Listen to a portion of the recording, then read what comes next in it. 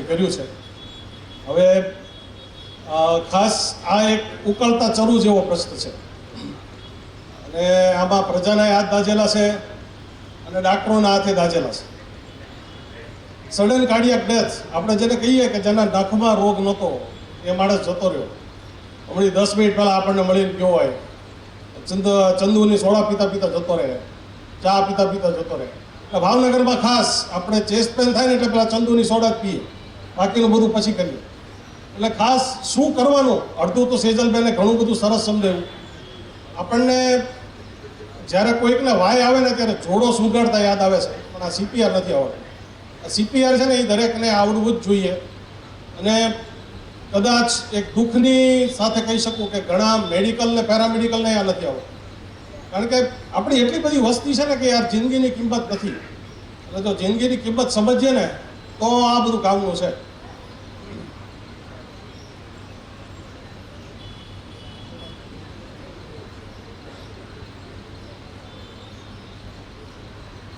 હવે હૃદય છે ને એ એક મુઠ્ઠી જેવડું છે. તમે એમ કહો કે મારા હૃદયની સાઇઝ કેવડી, તો તમે મુઠ્ઠી વાળીને મૂકો અહીંયા છાતી ઉપર, એટલી તમારા હૃદયની સાઇઝ હોય.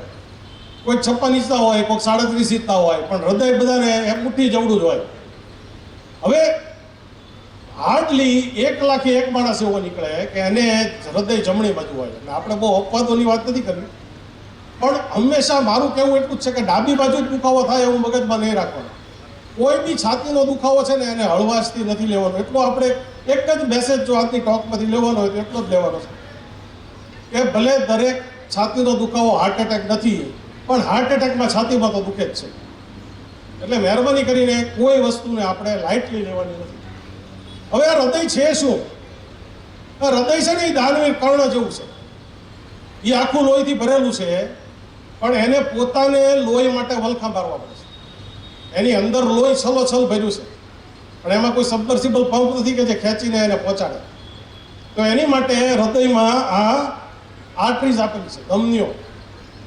જે આપણે કહીએ ને, તમે હવે તો આપણે બધે બોટાદમાં કેથલેબ આવી ગઈ. કાલે એક છોકરો બતાવવા આવ્યો હતો, બધું એ શું કામ કરે? મને કે હું ટેકનિશિયન છું કેથલેબમાં, બોટાદમાં. એટલે હવે કેથલેબ્સ એટલી બધી થઈ ગઈ કે આપણે જે જૂના જમાનામાં મારા ફાધર ડૉક્ટર હતા ત્યારે એવો શબ્દ વાપરતા કે એક હાર્ટ એટેક આવ્યો ને 2 રહ્યા. તો એ એક હતો ને 2 રહ્યા ને એ બધું. ટૂંકમાં આ ધમનીઓ, આ 3 ધમની છે. આમ તો 2 જ છે, પણ એના 3 ખાડિયા.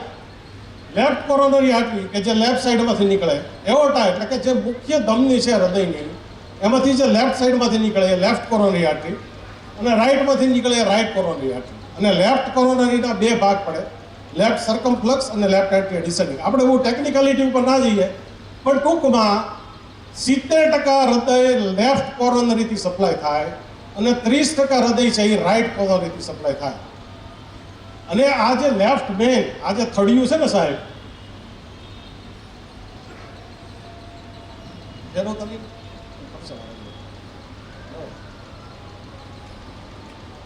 આ જે દેખાય ને, જે લેફ્ટ મેન કોરોનરી આર્ટરી લખ્યું છે ને, એ લેફ્ટ મેન એ જો બ્લોક થઈ તો આને અમે કહીએ છીએ વિડોઝ આર્ટરી.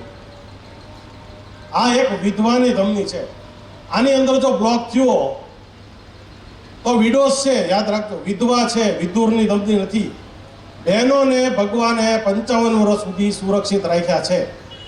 જે પ્રોબ્લેમ છે ને એ ભાઈઓને છે 45-55 સુધી. એટલા માટે લેફ્ટ મેઇન કોરોનરી આર્ટરી છે એટલી ખરાબ છે કે એમાં માણસનું આકસ્મિક મૃત્યુ થવાની શક્યતાઓ સૌથી વધારે રહે. તો હવે આ ખબર કેમ પડે? સૌથી સિમ્પલ વસ્તુ છે કે તમને જ્યારે દુખાવો થાય હૃદયનો ત્યારે કાર્ડિયોગ્રામ કઢાવો. હવે તમારામાં પ્રશ્ન હશે કે ભાઈ હોસ્પિટલ ક્યારે જઈએ, ક્યાં જઈએ? તો એ પણ હું તમને નંબર આપીશ, જે તમને બધા વોટ્સએપ ગ્રુપમાં મોકલાવશું. એક નંબર છે, એની ઉપર તમે કોલ કરશો તો એ માણસ ઘરે આવીને કાર્ડિયોગ્રામ કાઢી દેશે. 150 રૂપિયામાં ઘરે આવીને કાર્ડિયોગ્રામ કાઢશે. એનું રિપોર્ટિંગ સેન્ટ્રલાઇઝ અમદાવાદથી કાર્ડિયોલોજીસ્ટ કરશે. અને તમને જો હૃદય રોગ હશે તો એ ખાલી કહેશે કે ભાઈ હૃદય રોગ છે, દાખલ થવાનું એ બધું તમે નક્કી કરવાનું છે. એટલે આમાં કોઈ વ્યવસાયિક ઇરાદો કોઈનો નથી, પણ એ નંબર ઉપર કોલ કરવાથી તમારો કાર્ડિયોગ્રામ નીકળશે.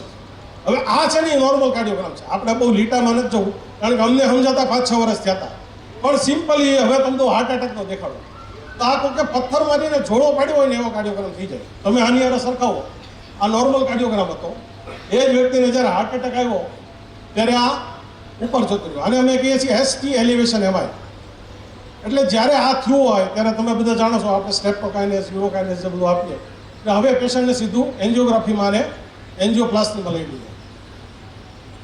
હવે આ એક પેશન્ટની હું તમને હિસ્ટ્રી આપું. આ પેશન્ટ મને બતાવવા આવ્યા. આ રોજ 8 કિલોમીટર ચાલે છે, રોજ 8 કિલોમીટર. આમની ઉંમર છે 75 વર્ષ અને એ કે સાહેબ મને જિંદગીમાં દુખાવો નથી થયો. તો આજે મારો મિત્ર આવ્યો એટલે એની સાથે હું તખતેશ્વર ગયો અને તખતેશ્વરમાં હું 2 વાર ઉપર ચડ્યો પછી ઢાળ ચડ્યો ને એટલે મને દુખો આવ્યો. હવે એની એન્જિયોગ્રાફી કરી કલાક પછી. ટ્રિપલ વેસલ છે. આ જેટલા બોલપેનથી લીટા માર્યા છે એ બધા બ્લોક છે. 80% લેફ્ટમાં છે, લેફ્ટ કોરોનરી આર્ટરી છે 100% બ્લોક છે, સર્કમફ્લેક્સની બ્રાન્ચમાં 100% બ્લોક છે. હવે તમે મને બધાને પ્રશ્ન થશે આ માણસ 8 કિલોમીટર તો ચાલે છે રોજનું, તો આને ચેસ્ટ પેન કેમ થયું? તો આનામાંથી મેસેજ એ લેવાનો છે કે તમે જે એક્સરસાઇઝ કરો છો ને એનાથી કાંઈક જુદું 15 દિવસે એકવાર કરો. જો તમે યુનિવર્સિટીના 5 રાઉન્ડ રોજ સર્કલના ઘોડાની જેમ મારતા હો સર્કસના, તો એક વખત એવું કરો કે તખતેશ્વર જાઓ, માળનાથનો ડુંગરો ચડો. કારણ કે હૃદય તમારી આ એક્ટિવિટીથી ટેવાયેલું છે, એમાં તમને કાંઈ નહીં થાય. કારણ કે કુદરતે જો કુદરત છે ને ભાઈ, ભગવાન કાંઈ અમારી જેમ ટેક્સ્ટ બુક વાંચીને નથી બેઠો, એ માસ્ટર છે. એટલે જે બાયપાસ ડૉક્ટર કરે છે ને એ બાયપાસ કુદરતે કરે. આ દાદા કેમ જીવ્યા અત્યાર સુધી? તમે એમ કહો આની 3 બ્લોક છે તો જીવ્યા કઈ રીતે? તો કુદરત નાની ધમનીઓ ખોલે જેને કહેવાય કોલેટરલ્સ. એ કોલેટરલ્સમાં ધીમું લોહી પહોંચતું હોય. અને આમાં એક જ નિયમ છે, લોહી પહોંચવું ત્યાં સુધી તમે રાજા. જ્યારે લોહી પહોંચવાનું 100% બ્લોક થાય એને આપણે એટેક કહીએ છીએ. એટલે આ જે ચાલતા હતા 8 કિલોમીટર એ કોલેટરલ્સને લીધે હાલતા. અને જ્યારે હૃદયને ટેવ કરતાં વધારે જોર પડ્યું ત્યારે એના દુખાવો થયો અને 3જા દિવસે આમથી બાયપાસ થઈ. સો કહેવાનો મતલબ એ છે કે તમે બહુ એક્ટિવ હો, તમે એટલું હાલતા હો એટલે તમને હૃદયરોગ છે જ નહીં એવું માનવું નહીં. બીવડાવતો નથી, ચેતવું છું. ઘણા એમ કે તમને ડાક્ટરોને બીવડાવવાની બહુ ટેવ છે, આ ચેતવણી છે. એમાં અમે આવી ગયા. તો માણસ હાર્ટ એટેકમાં મરે શું કામ? ધારો કે કોઈને એટેક આવ્યો તો એ મરે શું કામ? જેમ બેને સમજાવ્યું કે પલ્સ જતી રહી, એનું બ્રીથિંગ બંધ થઈ ગયું, એનું કારણ છે આ વીટી, વેન્ટ્રિક્યુલર ટેકીકાર્ડિયા. હવે થાય શું સાહેબ કે તમારા હૃદયમાં 2 પેસમેકર છે, એક એસએ નોડ ને એક એવી નોડ. એ 2 ધબકારા બનાવે 70, 80, 100, 120 જેટલા ધબકારા થાય. પણ જ્યારે એટેક આવે અને આખું હૃદયનું તમારું જે સ્નાયુ છે એને લોહી મળતું બંધ થાય ત્યારે ધબકારા 450, 500 પહોંચી જાય. અને તમે એક વસ્તુ વિચારો કે મારે ધારો કે એક પ્લાસ્ટિકનું જબલું છે એની અંદર પાણી ભરવું છે અને પ્લાસ્ટિકના જબલાને કોઈ કામ દબાવ્યા કરશે તો પાણી ભરાશે? એવી રીતે હૃદયને ભરાવવા માટે રિલેક્સ થવું પડે. એક ધબકારો આવ્યો, રિલેક્સ થયું, લોહી ભરાણું, પાછું કોન્ટ્રાક્ટ થયું. હવે 500 આમ થાય તો એ ભરાશે નહીં, એને આપણે કહીએ છીએ મૃત્યુ. એટલે આ વેન્ટ્રિક્યુલર ટેકીકાર્ડિયા છે એ છે કારણ હૃદયના રોગમાં મૃત્યુ પામવાનું.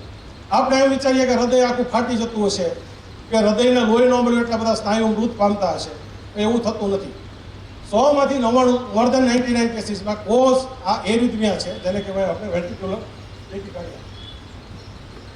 સાહેબ 8 ડિસેમ્બર 2000 મને એટલે યાદ છે, મારી એનિવર્સરી છે, એ કોઈ માણસ ભૂલી જ ના. અને મારી અને મારા ફાધરની બેની એનિવર્સરી એક દિવસે. એટલે અમે એક રેસ્ટોરન્ટમાં જમવા ગયા, ત્યાંથી જમીને આવ્યા કે મારા ઘરે બહાર એક ફાધરનું પેશન્ટ બેઠું. એ કે સાહેબ ખારગેટ મારું હોન્ડા બંધ થઈ ગયું ને એટલે હું ઘોઘાગેટથી ખારગેટ દોરવીને આવ્યો ને પછી મને સખત પેન થાય છે સાથે. હું સાવ નવો ભાવનગરમાં આવ્યો ને 2 વર્ષ થયા હતા. મેં એને અંદર ઘરમાં લીધો, એનો ઇસીજી લીધો, ચાલુ ઇસીજી એને વીટી થયું. આજે મેં તમને પહેલો ઇસીજી દેખાડ્યો, ચાલુ કાર્ડિયોગ્રામ, નોર્મલ કાર્ડિયોગ્રામ એટેક જેવા ચેન્જીસ સારા આવતું હતું એમાંથી આ થયું. મારી આગળ કોઈ સાધન નહોતા ઘરમાં, એટલે મેં એને જોરથી એક ધૂમો માર્યો છાતી ઉપર. અને આ જ કરાય, જ્યારે બી વેન્ટ્રિક્યુલર ટેકીકાર્ડિયા થાય ત્યારે પહેલાં એક મૂકો મારવાનો. નસીબ જોગે એનું હાર્ટનું રિધમ પાછું આવી ગયું. અને ત્યારે ભાવનગરમાં એક જ નર્સિંગ હોમ હતું, ગોપાલ નર્સિંગ હોમ, જે રૂપાણીમાં જ છે. એટલે ગાડીમાં નાખીને ત્યાં લઈ ગયા અને ગોપાલના એન્ટ્રન્સ ઉપર એ પેશન્ટ ફરીવાર પલ્સલેસ થઈ ગયો. એટલે એને અંદર લીધો અને આ મશીનથી એને શોર્ટ આપ્યો, જેને આપણે કહીએ ડિફિબ્રિલેટર મશીન. સાહેબ આ માણસ હજી મને બતાવવા આવે છે, અને આને જોઉં ને ત્યારે એમ થાય અણીનો ચૂક્યો છે ને 100 વર્ષ જીવે છે. આપણે જે લાલા પિક્ચરનું અત્યારે વખાણ કરીએ ને, લાલો ચારે બાજુ છે. એ માણસ જ્યારે મારા ઘરમાં આવ્યો ત્યારે હું હોટલથી પાછો આવી ગયો હતો, અને એને વીટકી મારા ઘરમાં થયું, મેં મૂકો બાર્યો અને નર્સિંગ હોમમાં પહોંચ્યા ને તરત આ મશીન મળ્યું. કોઈ નહોતું એની યારે, કોઈ સગોવાલો નહીં, કોઈ જ નહીં, એકલો હતો, પણ એ બચી ગયો. બીજી સ્ટોરી સેમ તમને કહું. સાઉથ ઇન્ડિયાની બહુ જ ફેમસ હોસ્પિટલ, એનો ચીફ એનેસ્થેટિસ્ટ, એ એની વાઈફને મૂકવા માટે રેલવે સ્ટેશન ગયો. એની વાઈફ એનેસ્થેટિસ્ટ, આ ભાઈ એનેસ્થેટિસ્ટ. ટ્રેન ઉપડી અને થોડેક દૂર ગઈ ને ત્યાં આ ભાઈ નીચે પડી ગયા. એટલે પહેલીને તરત ખબર પડી કે આને કાર્ડિયક પ્રોબ્લેમ થયો છે. એણે ચેન ખેંચી દોડીને ત્યાં પહોંચી, ત્યાં સુધીમાં યુ વોઝ ડેડ. હવે આપણે શું કરીએ સાહેબ? પાણીની બરફ બનાવીએ, અન્ન ક્ષેત્ર ખોલીએ અથવા મંદિર બનાવીએ. આ હોસ્પિટલવાળાએ શું કર્યું? કોઈમ્બતુરમાં એ લોકોએ 25 આવા ડીફીબ મશીન મુકાવ્યા. અને આ ડીફીબ મશીનમાં કોઈ ટ્રેનિંગની, કોઈ ડૉક્ટરની જરૂર નથી. કોઈ પણ માણસ, ધારો કે રૂપાણીમાં કોઈ માણસ બેભાન થયો એટલે રૂપાણીનો પાનવાળો હોય ને એને ખબર હોય કે આ મશીનમાંથી 2 પેડલ કાઢીને ખાલી એની ઉપર મૂકી દો. જો એને વેન્ટિક્યુલર ટેકિકાર્ડિયા હશે ને તો શોર્ટ આપી દેશે. અત્યાર સુધીમાં સાહેબ એ લોકોએ 75 જિંદગી બચાવી છે. એટલે આપણે જે કરવાનું છે ને, આ એક વસ્તુ કે લાઈફ ઇઝ વેરી પ્રેશિયસ, અને એને બચાવ. આની જગ્યાએ તમે હો તો શું થાય? આપણે એમ થાય કે યાર અત્યારે મારે ઓફિસે જવાનું, ભલે ને પડ્યો. હવે તમે પડ્યો અને ઓલો માણસ ઓફિસે જાય તો શું થશે? એટલે એટલું વિચાર.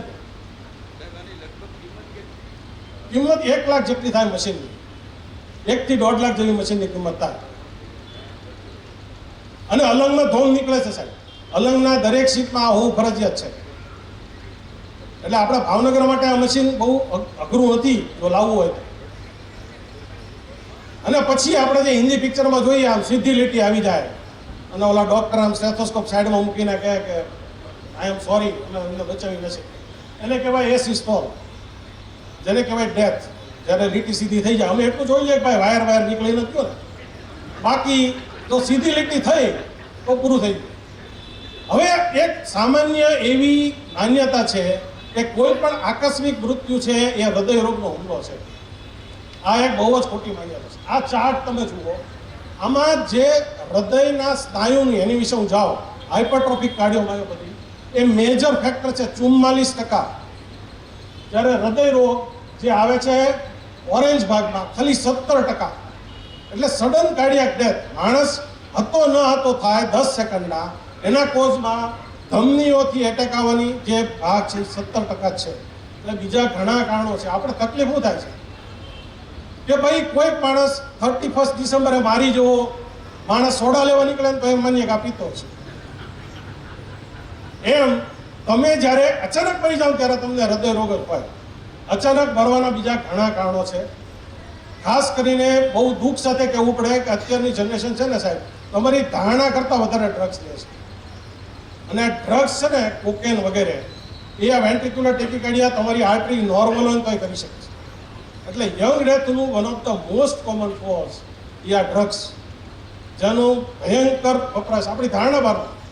અમે હું છોકરા આવે એને પૂછીએ, મા બાપને બહાર કાઢીને પૂછીએ ને ત્યારે કબૂલ કરશે. એટલે આપણી ધારણા કરતાં આનો ઉપયોગ ઘણો બધો વધારે છે. હવે આ હૃદયરોગ થાય શું કામ?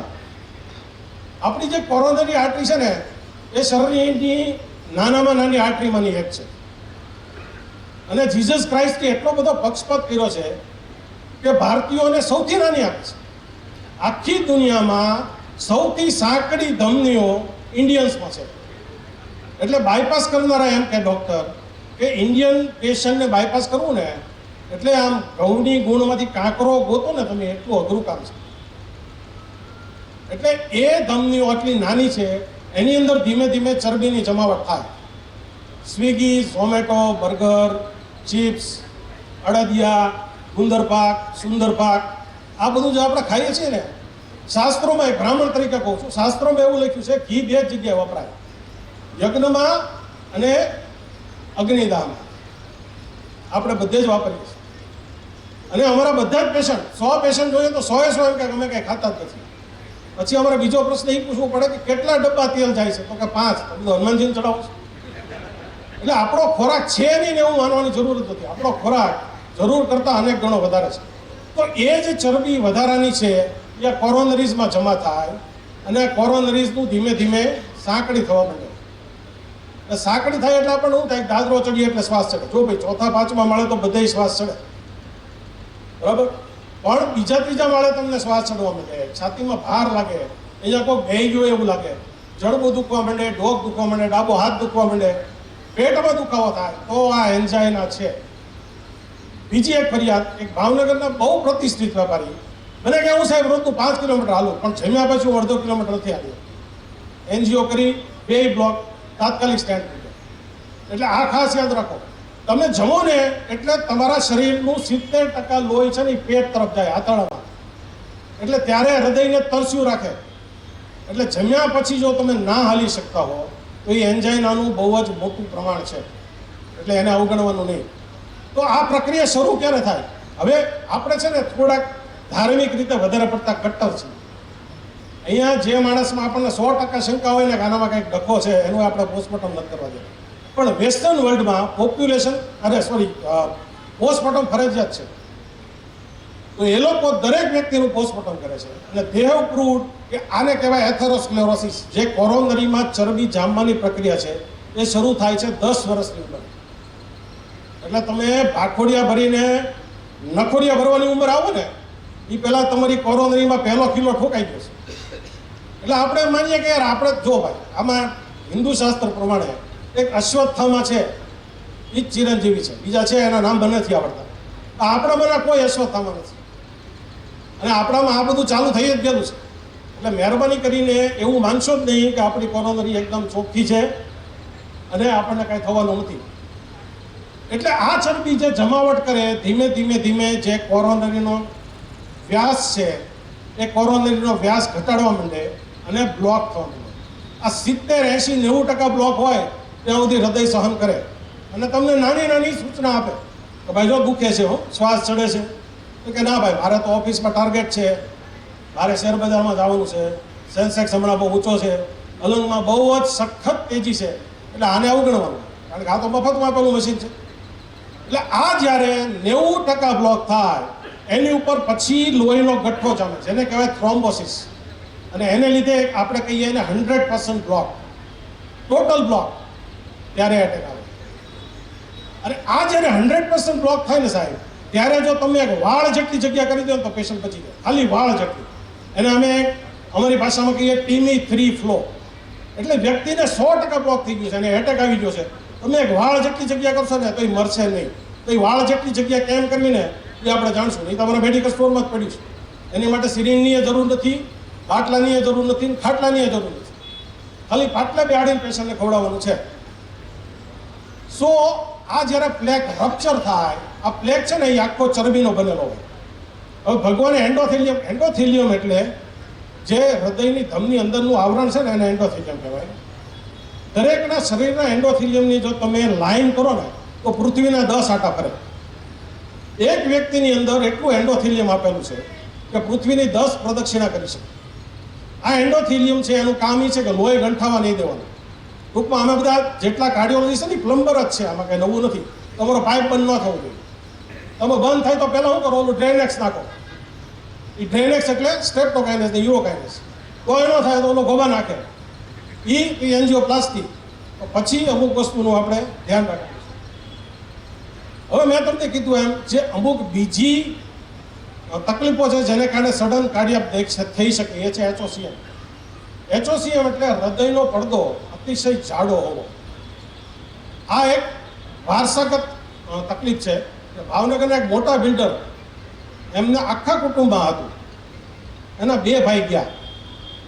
એક મુંબઈમાં એક પ્લેટફોર્મ પરથી બીજા પ્લેટફોર્મમાં જવા માટે દાદરો ચડતા હતા, ત્યાં કોલેપ્સ થઈ ગયા. અને બીજા અહીંયા એવી સ્કૂલના ગ્રાઉન્ડમાં ક્રિકેટ રમતા રમતા કોલેપ્સ થઈ ગયા. બેયને એચઓસીએમ, બેયને ખબર, બેયને ડૉક્ટરે કીધું હતું કે આનું ઓપરેશન કરવાનું મરી જશો, પણ બે ડરતા હતા. અલ્ટિમેટલી પેલા બિલ્ડરે કરાવ્યું એટલે એ જીવી ગયા.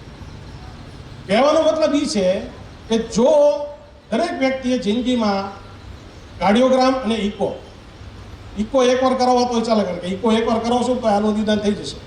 અને ખાસ કરીને જો તમારા ફેમિલીમાં આવી સડન કાર્ડિયાક ડેથની હિસ્ટ્રી હોય તો ઇકો કરીને જોઈ લેવું પડે કે એચઓસીએમ નથી.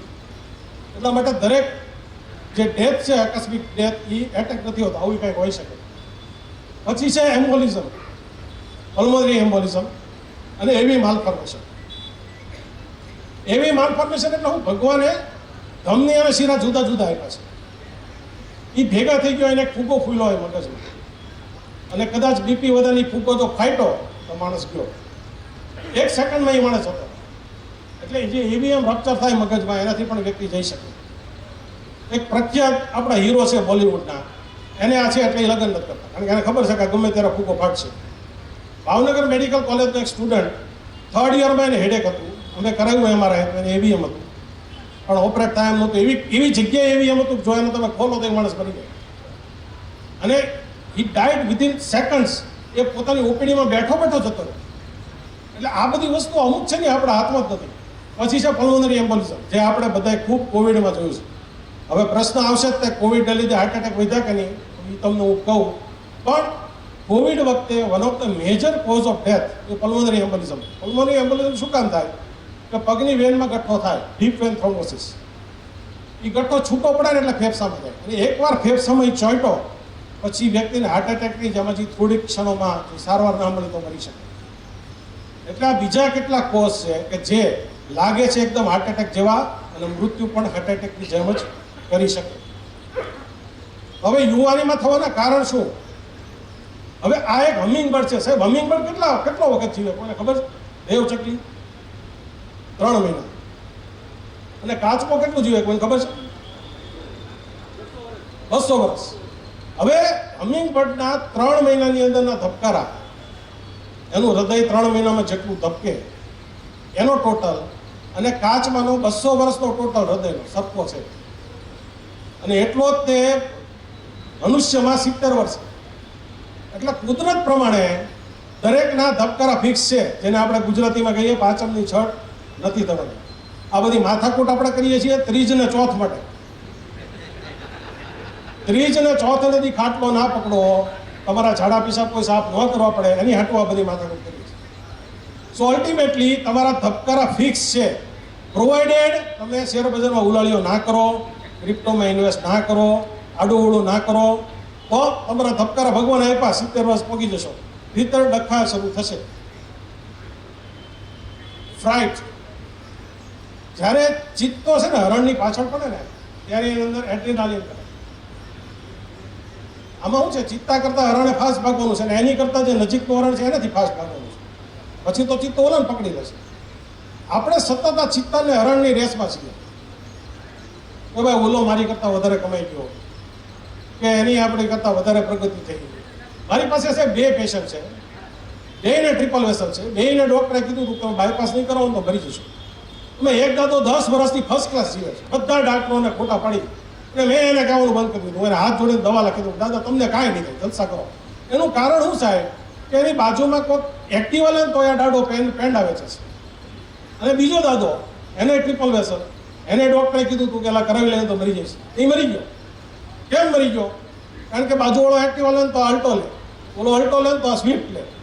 એટલે બેઝિકલી અદેખાય અને ઈર્ષા અને સંતોષ, એની આ પાતળી ભેદરેખા છે જે માણસને બચાવી શકે અને મારી શકે. એટલે આપ જે ભગવાને આપણને હોર્મોન્સ આપ્યા છે ને, એડ્રીનાલિન, નોરેડ્રીનાલિન, એ બધા બચવા માટે આપ્યા છે. એટલે એનો સ્ત્રાવ છે ને એ 5-6 વર્ષે એકવાર થવો જોઈએ, કે જ્યારે તમને બહુ જે ગુજરાતીમાં કે ફાટી પડે ત્યારે થવો જોઈએ. આપણે આને કલાકમાં 5 વાર કરીએ છીએ. કોકની એને માથાકૂટ થઈ ગઈ, કાંઈક થઈ ગયું.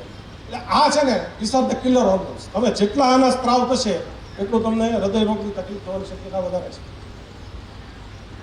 હવે આવીએ કસરત ઉપર. હમણાં છે ને લોકો ગાંડા થઈ ગયા છે. બાવડા બનાવવાને એટલું બધું સ્ટેટસ સિમ્બોલ થઈ ગયું છે ને, અને સારા લોકો મેરેથોન દોડે અને પછી આમ એના ફોટાઓ અને વિડીયો અપલોડ કરે. એટલે મારે એમને આ ફોટો મોકલવો પડે. મેરેથોન નામ ક્યાંથી પડ્યું સાહેબ? ગ્રીસમાં એથેન્સથી મેરેથોન. આ ડિસ્ટન્સ છે ને એ મેરેથોન જેટલું જ છે, 45 કિલોમીટર લગભગ. હવે એક લડાઈ થઈ હતી, એમાં આ ગ્રીસવાળા જીતી ગયા હતા. એટલે કોઈ અમુક હોય દરેક ગામમાં અમુક હરક પદુડા હોય. એટલે આ એક હરક પદુડો હતો, એને ખાલી કીધું મેરેથોનથી કે ભાઈ તું દોડીને ગ્રીસ જા એથેન્સ, અને કહી આવ કે આપણે જીતી ગયા છે. એટલે એણે હડી કાઢી. એ દોડીને પહોંચ્યો એથેન્સમાં. એણે કીધું કે ભાઈ આપણે જીતી ગયા, નહીં મરી ગયા. એટલે ટૂંકમાં પહેલી મેરેથોન જતો ને તો એ નહોતો થયો. હવે થાય છે શું? તમે એમ કહેશો કે આ માણસ તો રેગ્યુલર એક્સરસાઇઝ કરે છે, એ કેમ મરી ગયો? એની કોરોનરી ખુલ્લી છે.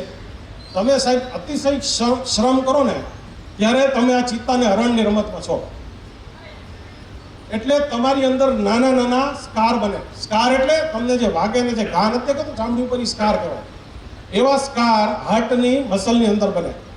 અને આ સ્કારમાંથી મેં તમને ઓલું જે પહેલો ઇસીજી બતાવ્યો ને 500 ધબકાર વાળો, એ શરૂ થાય. એટલે આ માણસ ખુલ્લી કોરોનરી મરી શકે. એટલે અતિ સર્વત્ર વર્જ્યતે. કોઈ પણ વસ્તુ વધારે પડતી કરો ને કોઈ મતલબ નથી. ભાઈ તમે 1 કિલોમીટર હાલો એ બરાબર નથી. 1 કલાક ચાલો, 4 થી 5 કિલોમીટર ચાલો, પછી તમે રોજ હાલીને ખોડિયાર જાઓ તો એમાં કઈ લીલું નથી થવું. નકામાં હાંધા વહેલા બદલાવા પડશે. એટલે બધું કરો પણ લિમિટમાં કરો. Best is walking. જો તમે રોજના 7 થી 8,000 પગલાં ચાલો એની જેવું કાંઈ જ સારું નથી. સાયકલિંગ બહુ સારું હતું, પણ અત્યારના કન્ડિશન રસ્તાઓની વાહનોની જોતા હિંમત થતી નથી કાંઈ. સૌથી વધારે એક્સિડન્ટ અને સ્પાઇનલ ઇન્જરી સાયકલ કરે છે. એનો થોડોક શોખ હોય ઓછો કહેવાય. અને આહાર, બધા એમ કે તેલ કયું સારું? બધા તેલ છે ને એ થર્ડ ક્લાસ છે. તમે કેટલું ખાવ છો એ અગત્યનું છે. જો તમારી 1 ચમચીથી હાલતું હોય તો 2 ચમચી નથી નાખવાનું. અને રોટેશન કરો. તમે 3 મહિના સિંગ તેલ ખાધું, 3 મહિના કપાસિયાનું ખાઓ, 3 મહિના રાઈસ બ્રાન ખાઓ. જેટલું રોટેશન કરશો ને એટલું omega-3 ફેટી એસિડ નહીં તમને વધારે મળશે. ખાવ નહીં તો અત્યારું છે, પણ એ શક્ય નથી ભાઈ. આપણા ખોરાકની ટેવ એવી છે ને, જો ખાઈ શકો તો બેસ્ટ. અને આપની તો છે ને LICની પોલિસી ઓલી થઈ ગઈ છે, હવે બોનસ ઉપર જ છે, એટલે જલસા કરો. હવે બીજો પ્રોબ્લેમ છે ને એ આ છે, બરાબર? હલ્દીરામ, મેકડોવેલ્સ, આ એટલી બધી તમને એમ્પ્ટી કેલરીઝ આપે છે. એમ્પ્ટી કેલરીઝ એટલે તમને આમ ફૂલ કરી દે ચરબીથી. અને આ વસ્તુ કેવી છે ખબર છે તમને? જે રીતે હેરોઇનનો નશો થાય, કોકેનનો નશો થાય ને, એમ આનો નશો થાય. માણસો સમજતા નથી ખાતા. તમારો મૂડ સારો થઈ જાય, એક બર્ગર ખાય, એક પીઝા ખાય, મજા આવી જાય. અને આ બધી વસ્તુ એટલી સુલભ થઈ ગઈ છે, 10 મિનિટમાં તમારા ઘરે પીઝા આવી જાય. સો સિમ્પલ પ્રિન્સિપલ ઇઝ કે જેને સાચવવું પડે ને સાહેબ, એ વધારે ખાઓ. તમારા શાકભાજી બગડી જશે, ફ્રૂટ બગડી જશે, એની માટે આપણે ફ્રીજમાં આખી નીચેની ટ્રે આપીશું, બરાબર? આ કુરકુરે ને ગોપાલ ને એ બધા હોળના ભાવમાં લટકતા હોય 6-6 મહિના, એ બગડે. એ પોતે નહીં બગડે પણ તમને બગાડશે. એટલે જે વસ્તુને સ્ટોર નથી કરવી પડતી ને એ વસ્તુથી આગળ રહેવાનું છે. બીજું, જેટલું વસ્તુ ચાવવું પડે ને એટલી સારી. તમારે જે વસ્તુને વધારે ચાવવી પડે એ સારી, અને જે શીરાની જેમ હેઠે ઉતરી જાય એ તકલીફ પડે. એટલે ચિંગમ ખાવાનો કોઈ મતલબ નથી, પણ આપણી વાનગીઓની વાત છે. હવે આવીએ વ્યસન ઉપર. અરે આ દરેક પેશન્ટનું આ પહેલી સ્લાઇડ દેખાડો.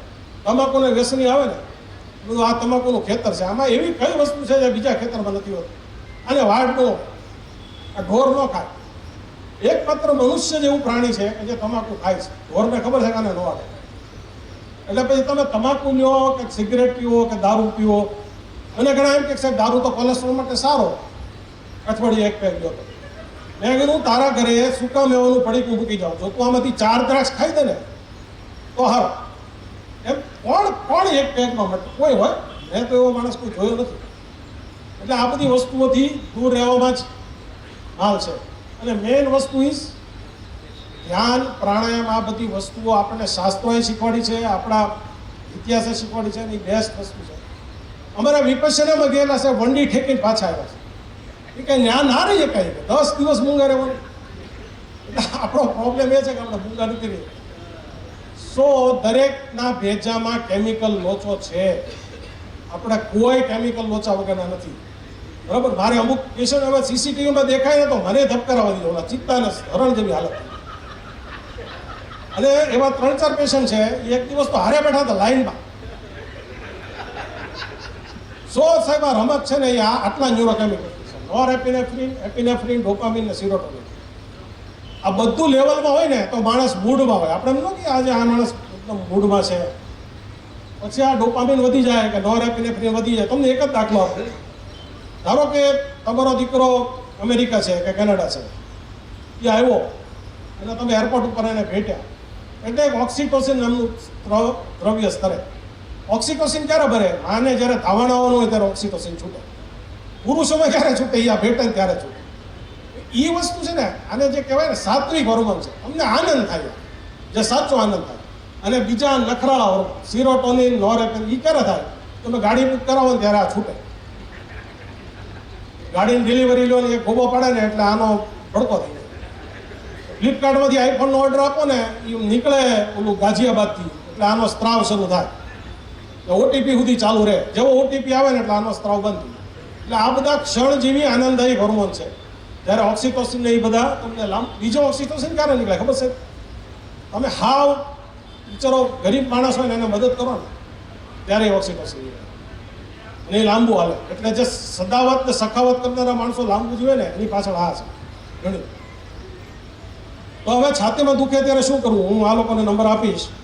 આ નંબર ઉપર ખાલી ફોન કરજો. વિધિન 15 મિનિટ્સ, મેક્સિમમ 15 મિનિટમાં તમે ઘરે હો તો ઘરે, ઓફિસે હો તો ઓફિસે, પણ ભાવનગરની હદમાં. પછી નાથ હિલ્સમાં નહીં આવે બચારો. એટલે ત્યાં સુધીમાં એ ગમે અહીંયા આવીને તમને ઇસીજી કાઢી જશે. અને જો ઇસીજીમાં એટેક હશે તો તરત તમને કહેશે કે ભાઈ એટેક છે, આગળ વધવું પડે. હવે તમે બધા તો કેમિસ્ટ છો, ડ્રગિસ્ટ. હવે આ ડ્રગિસ્ટ શબ્દ કાઢી નાખજો યાર. એટલું બધું ડ્રગ પડે છે ને, હવે ખાલી કેમિસ્ટ જ રાખજો. એટલે આ કેમિસ્ટ હવે તમારે કરવાનું હું, જ્યારે તમારી પાસે કોઈ બી ચેસ્ટ પેન, આ 3 ટીકડી છે ને અત્યારે મારા પાકીટમાં પડી છે. ડિસ્પ્રિન 325, ડિપ્લેટ 150 અને એટોરવા 80. ડિપ્લેટ 150 વાળી 2 લેવાની, ડિસ્પ્રિન 325 વાળી 1 લેવાની અને એટોરવા 80 વાળી 1 લેવાની. આ 3 લેશો ને એટલે મેં તમને કીધું ને વાળ જેટલી જગ્યા થઈ જશે ને માણસ જીવી જશે. હવે સવાલ આવે, અને આ કીટ આપણે રોટરી ક્લબમાંથી બનાવીને ઘણા બધા લોકોને આપી છે. અને હું 3 લોકો એવા જાણું છું જેને ચેસ્ટ પેન થયું ને તો કાર્ડિયોગ્રામ કરાવતા પહેલાં આખા દિન 3 બચી ગયા છે. બધા બચે એવું જરૂરી નથી, પણ આ ડૂબતાને 3 આપણે આપી શકીએ. હવે મને એક જણાએ સવાલ કર્યો કે ટીકડી થોડી એટલી વારમાં કામ કરે. એટલે મેં એને એક ઉદાહરણ આપ્યું. મારે એક પેશન્ટને ડિસ્પ્રિનની એલર્જી છે. એ ડિસ્પ્રિન ખાય ને એની 10 સેકન્ડમાં એને ખજવાળ ઉપડે છે. કેમ ઉપડે છે ભાઈ? કોઈ પણ દવા જ્યાં સુધી લોહીમાં ભળે નહીં ત્યાં સુધી એની આડઅસર ના થાય. જો ડિસ્પ્રિન એ પાણીમાં ઓગાળીને પીવે, એની 10 સેકન્ડમાં જો એને ખજવાળ આવતી હોય તો એનો અર્થ કે ડિસ્પ્રિનનું કામ 10 સેકન્ડમાં ચાલુ થાય છે. એટલે આ દવાઓ એટલી સરસ રીતે ઝડપથી કામ ચોક્કસ કરી શકે. આમાં ઇકોસ્પ્રિન નથી આપવાની. એક વસ્તુ યાદ રાખજો, એન્ટ્રિક કોટેડ એસ્પિરિન નથી આપવાની, કારણ કે એ તો આંતરડા ભાઈને કાલે કામ કરશે, ત્યારે દાદાનો દાડો આવવાની તારીખ આવી ગઈ છે. એટલે આમાં આપણે ડિસ્પ્રિન આપવાની છે, ઇકોસ્પ્રિન આપવાની નથી. હવે હું નહીં કરવાનું, પહેલાં ચંદુની સોડા પીવા નહીં જવું. બીજું, આ ઝંડુ બામ નહીં ચડવા માંડવાનું. અમારી ડૉક્ટરોની એટલી ખરાબ હાલત હોય છે કે હાર્ટ એટેકનો પેશન્ટ આવે ને એટલે અમારે 3 વાર તો આંખ ધોવા જવી પડે, કારણ કે એને આખા ફેમિલી ઓલો બામ ફેંચ્યો. આ બધાનો કોઈ મતલબ નથી. અને ડાયજીન, એન્ટાસિડ, એસિડિટી છેલ્લું ડાયગ્નોસિસ છે. છાતીમાં દુખે ત્યારે ગેસ થયો છે એવું માનવાની જરૂર નથી, નહીં તો પાછી ગેસની ભઠ્ઠીએ જવું પડશે. એટલે મહેરબાની કરીને પહેલાં હંમેશા કાર્ડિયાક વિચારો. પછી ભાવનગરના લોકોને ખબર નહીં, એક વિઝિટ કરાવવાનો બહુ શોખ છે. આ વિઝિટ કરાવવાનો કોઈ મતલબ નથી. ઓલા ક્યાંક હોય ને અહીંયાથી તમારે અહીંયા આવે, પછી કાર્ડિયોગ્રામ તો બધું હોય નહીં, પછી ઇસીજી મગાવે, ત્યાં સુધીમાં કામ પૂરું થઈ જશે. પહેલું કામ ઇસીજી કઢાવો ફોન કરીને, અને એ પહેલાં આ 3 ટીકડી ખાઈ લો. એ તમારે મેઇન વસ્તુ યાદ રાખવાની છે. વૈકલ્પિક સારવાર કામ કરે છે, કોઈ એનો વિરોધ નથી. હોમિયોપેથી, આયુર્વેદ, કાશ્મીરાબેન બેઠા છે, હું પોતે કાશ્મીરાબેનને ઘણી વાર કન્સલ્ટ કરું છું. એટલે કોઈ બી ક્રોનિક ડિસીઝમાં ધે આર ધ સાયન્સ, પણ આ એક્યુટ છે ભાઈ, આમાં નહીં. આમાં આપણે એલોપેથી પછી જે કરવું એ કરી શકે. અને હોસ્પિટલ પહોંચ્યા પછી મેં તમને કીધું એમ કે કાં ડ્રેનેક્સ નાખશે, જો કેથ લેબ નહીં હોય તો સ્ટ્રેપ્ટોકાઇનેસ, યુરોકાઇનેસ. તો અમારે તકલીફ ન થાય. પેશન્ટને હાર્ટ એટેક આવે ને તો પેશન્ટને ખાટલે હોડે ઓલા બધા માં કાર્ડ કઢાવવા જોઈએ. 4 કલાકે પાછા આવે માં કાર્ડ લઈને. બરાબર, એક પેશન્ટ તો હાલી શકે એમ નહોતો, તો એને ખાટલા ઉપર હોડે ઉપર ચડીને ફોટો પાડ્યો માં કાર્ડમાં. એટલે આ બધું પહેલાં તૈયાર રાખવાની વાત છે. ત્યારે તમે, એટલે મેઇન વસ્તુ કે માં કાર્ડ તૈયાર રાખો. બીજું, અમુક ઇમરજન્સી કોન્ટેક્ટ તૈયાર રાખો. અમુકને વતાવા જવાના હોય. તમને છે ને, અમારે એક પેશન્ટ છે, એના હગા છે ને, હંમેશા ટોપ ક્લાસ હોસ્પિટલમાં જ લઈ જાય. કેમ? એને સારું રહે, કેન્ટીન સારી હોવી જોઈએ, ખાટલો ઓલો સ્વીચ વાળો હોવો જોઈએ, કારણ કે હગાને મજા આવે. સો બેઝિકલી એવા માણસનું લિસ્ટ તૈયાર રાખો કે જેનો કોન્ટેક્ટ કરવાનો છે તમને જ્યારે ઇમરજન્સી આવે ત્યારે. હવે એન્જિયોગ્રાફીમાં કરે શું? પહેલા પગમાંથી કરતા હતા, હવે રેડિયલમાંથી કરે છે. અહીંયાથી એક કેથેટર નાખે, એ હૃદય સુધી લઈ જાય. હૃદયમાં જે એવોર્ટા છે ને એની અંદર બે નાના નાના ખાના છે, એમાંથી કોરોનરી નીકળતું હોય. એટલે એની અંદર એ કેથેટર મૂકી એમાં ડાય ઇન્જેક્ટ કરે. ડાય છે એ રેડિયો ઓપેક હોય એટલે એને એક્સરે પડી શકે. પછી એનો ફોટો પડે અને આપણે એન્જિયોગ્રાફી કરીએ. અને જે જગ્યાએ બ્લોક હોય એ જગ્યાએ આ બ્લોક દેખાશે. જ્યાં એરો કરેલો છે ત્યાં બ્લોક હતો. અને પછી એ જ જગ્યાએ ફરીવાર કેથેટર ઉપર બલૂન મુકાય. એ બલૂનથી ફૂલાવે. બલૂન છે એનાથી ફૂલાવ્યું એ લાંબો ટાઈમ ટકવાનું નથી. એટલે પાછું બલૂનની ઉપર ફરીવાર એક સ્ટેન્ડ એટલે કે સ્પ્રિંગ હોય. આપણે પહેલાં બોરાની બલ્બ વાપરતા હતા, ખબર ભાવનગરની ખાસિયત હતી. એની જે સ્પ્રિંગ આવે ને એવો સ્ટેન્ડ હોય. એની બલૂનની ઉપર મૂકે અને એ બલૂનને કેટલા પ્રેશરથી ફૂલાવે છે ખબર સાહેબ? આપણું એટમોસ્ફેરિક પ્રેશર છે ને વાતાવરણનું, એનાથી 100 ગણા એટલા પ્રેશરથી એને ફૂલાવે ત્યારે એ સ્ટેન્ડ અને ધમની તમારી ખુલે. સ્ટેન્ડ મૂકવાનું કારણ એ છે, જો ખાલું બલૂનથી ખોલશું ને 3 મહિના બંધ થઈ જશે. સ્ટેન્ડ છે એને થોડીક સ્ટ્રક્ચર સ્ટેબિલિટી આપે જેથી કરીને લાંબો સમય ખુલ્લું રહી શકે. એટલે આ છે એ એન્જિયોગ્રાફી અને એન્જિયોપ્લાસ્ટીની સારવાર છે. હવે આ ક્યારે થઈ શકે કે એન્જિયોપ્લાસ્ટી જો 1-2 બ્લોક હોય તો થઈ શકે, પ્લસ એક્સેસિબલ જગ્યાએ જ્યાં કેથેટર જાય એમ હોય, જ્યાં બલૂન જાય એમ હોય ત્યાં થઈ શકે.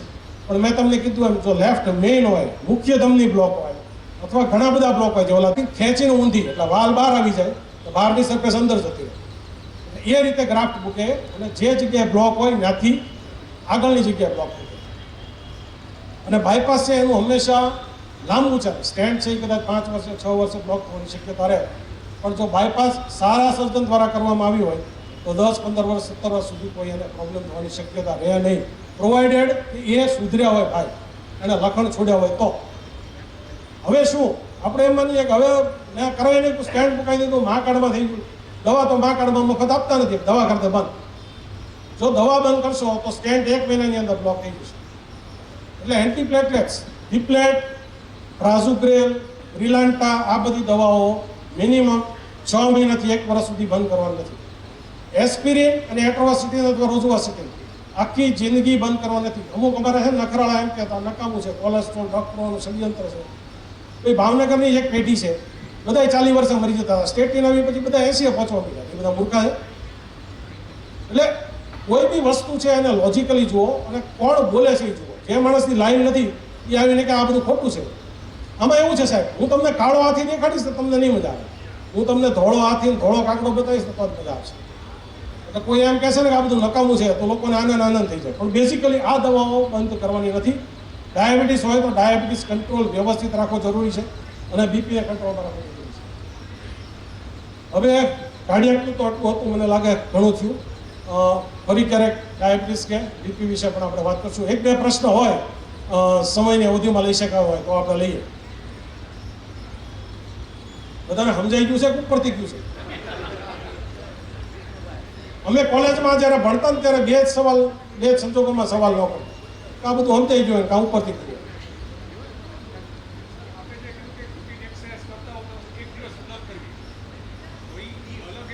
સ્લો હા તમને ત્યારે છે ને થોડોક ઈશારો આવશે, સીધો એટેક નહીં આવી જાય. એ ક્યારે આવશે? તમે કોઈ દિવસ ગયા જ ના હો ને સીધું 50 કિલોમીટર સાયકલિંગ કરી નાખો અથવા 10 કિલોમીટર રનિંગ કરી નાખો તો એટેક આવી શકે. પણ તમે રોજ ધારો કે યુનિવર્સિટીના રાઉન્ડ મારો છો, એક દિવસ તમે તખ્તેશ્વરના 4 રાઉન્ડ માર્યા, તમને બહાર થયો, દેટ ઇઝ એન્ઝાઇટી. હવે ટેસ્ટ ક્યાં કરવાના? કાર્ડિયોગ્રામ એમને અહીંયા હુઈને તમારા બધાના કઢાવવું તો નકામો છે. બરાબર, એ કાઢનારને ફાયદો થાય છે, કઢાવનારને ફાયદો થતો નથી. એટલે કયો test? Treadmill test, stress test. હું પટ્ટા ઉપર હાલું એની સાથે જે કાર્ડિયોગ્રામ નીકળે એ બને તો વર્ષે 1 વાર અને નહીતર 2 વર્ષે 1 વાર પણ કરાવવાનો. એ 100માંથી 80 પેશન્ટ પકડી લેશે. 100માંથી 100 ને તો એ નહીં પકડે, પણ 100માંથી 80 નહીં પકડી લેશે. કારણ કે મેં તમને કીધું હૃદયને ક્યારે તકલીફ પડે છે કે જ્યારે સ્ટ્રેન પડે છે. હવે બીજો પ્રશ્ન એ આવે કે મારા ગોઠણ દુખે છે, હું હાલી જ નથી શકતો, તો એની માટે થાય સ્ટ્રેસ ઇકો. એટલે એ શું કરે? ઇકો કરે પછી એક દવા આપે ડોબીટામાઇન નામની. ડોબીટામાઇન છે એ શું કરે કે તમે જેવી રીતે હાલો ને હૃદયને સ્ટ્રેન પડે એવું જ સ્ટ્રેન પાડે. એ વખતે જો હૃદયનો એક ભાગ ઓછો હલવા માંડે એનો અર્થ કે એને ઓછું લોહી મળે છે. તો સ્ટ્રેસ ઇકો અથવા સ્ટ્રેસ ટેસ્ટ એનાથી તમે હંમેશા એન્જાઇનાનું અને આઈએચબીનું નિદાન કરી શકો અને એ પોઝિટિવ આવે તો તમે એન્જિયોગ્રાફીનું વિચારી શકો. બીજો પ્રશ્ન આવે છે કોરોનરી સીટી એન્જિયો. કોરોનરી સીટી એન્જિયો છે ને એ આમ જે કહેવાય ને થોડીક છેતરામણી છે, કારણ કે 60-70 વર્ષની ઉંમર પછી છે ને બધાના હૃદયમાં કેલ્શિયમ હશે, એટલે એ આખી કોરોનરી છે કેલ્શિયમ લેટેડ હશે, એટલે ખબર જ નહીં પડે કે આ બ્લોક છે કે કેલ્શિયમ છે કે શું છે. પણ યંગ એજ, હવે યંગ એજની ડેફિનેશન છે ને અત્યારે કરવી બહુ અઘરી છે, પણ ટૂંકમાં એક્ટિવ એજ, તમે 40 વર્ષના હો, 45 વર્ષના હો, 50 વર્ષના હો તો કેલ્શિયમ સ્કોર થાય, કોરોનરી કેલ્શિયમ સ્કોર. એ કોરોનરી કેલ્શિયમ સ્કોર જો 60 કરતાં વધારે આવે તો તમારે સ્ટેટિન ચાલુ કરી દેવા પડે. તમારું કોલેસ્ટ્રોલ લેવલ રિપીટ પ્રોફાઇલમાં ગમે તે હોય તો આટલા ટેસ્ટ તમને એક ફ્યુચર તરફ ઊંઘલી નિર્દેશ કરી શકે કે તમને એટેક આવવાનો છે. તમે એમ કહો હું સીધી એન્જિયોગ્રાફી ના કરાવી નાખું. એન્જિયોગ્રાફીમાં 2% ડેથ થાય છે ભાઈ, 100 માંથી 2 માણસ મરવાની શક્યતા છે એની. નોર્મલ હોય કોરોનરી તોય આપણે ખ્યાતિની કુખ્યાતિ સાંભળી જ છે. એટલે ઝેરના પારખા ના હોય, આ બધું જે કોમન વસ્તુ છે એ કરી શકો તો એ વધારે સારું છે. સાહેબ આખો ડાયાબિટીસ ડેના દિવસે ડાયરો ભર્યો હતો, પણ આપણે ફરી કરશું, ચોક્કસ કરશું.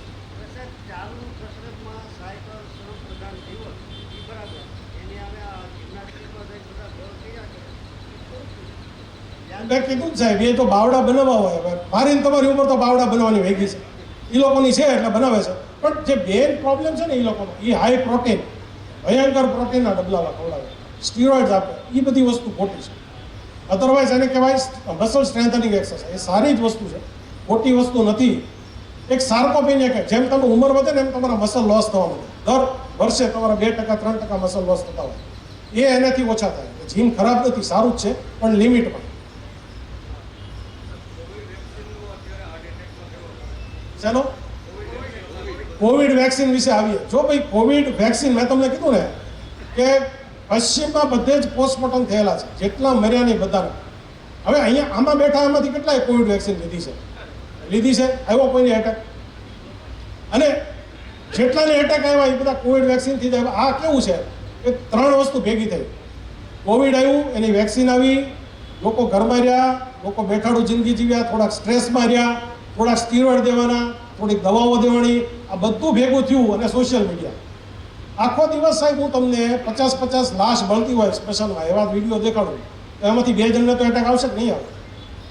100% જો કોવિડ જે વાયરસ છે ને પોતે એથેરોસ્ક્લેરોટિક અને થ્રોમ્બોટિક છે, એનાથી પલ્મોનરી એમ્બોલિઝમ બી થયું છે, એનાથી હાર્ટ એટેક પણ આવ્યા છે. અને વેક્સિન છે ને એ હંમેશા એનું નાનું સ્વરૂપ હોય.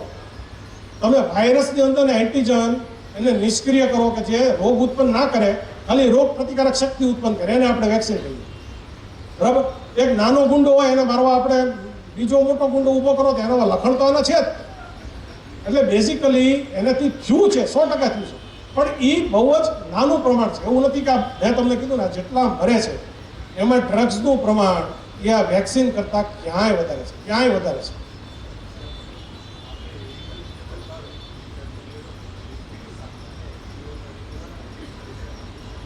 ચોક્કસ રાખી શકે. જો તમે કદાચ યુરોપમાં જાઓ ને, યુરોપના દરેક જાહેર સ્થળે સાહેબનો પ્રશ્ન એ છે કે આજે ડીપી મશીન બતાવ્યું એ રાખી શકાય કે નહીં. હવે મેં તમને જે બતાવ્યું ને એ હોસ્પિટલનું ડીપી મશીન કે જેમાં સ્ક્રીન ઉપર જોવે કે ભાઈ છે કે નહીં, પછી જ શોટ આપે. જે ઓટોમેટિક ડિફિબ્રિલેટર આવે, જે અલંગમાં નીકળે છે, અલંગમાં તમે કોઈ બી સીટ બ્રેકરને પૂછો ને એને નીકળ્યા હોય, ને પડ્યા હોય, હાવ આમ નાખી દેવાના પડ્યા હોય, આપણને દુઃખ થાય જોઈએ. પણ જીવ એટલા ટૂંકા છે ને કે આપતા નથી. હવે એ ડીપી મશીનમાં કેવું થાય કે એના પેડલ આવે સ્ટીકર જેવા, એ તમારે ચેસ્ટ ઉપર લગાડી દેવાના, એ મશીન ચાલુ કરી દેવાનું. એ મશીન નક્કી કરશે કે આને ધબકારા વધારે છે, વેન્ટિક્યુલર ટેકિકાર્ડિયા જો હશે તો ફટ દઈને શોટ આપી દેશે, વાત પૂરી. નહીં હોય તો નહીં આપે. એટલે તમારે કાંઈ જ કરવાનું નથી, તમારે ખાલી 2 જે સ્ટીકર આવે એ લગાડી અને કેબલ મશીન હારે જોડવાનું છે.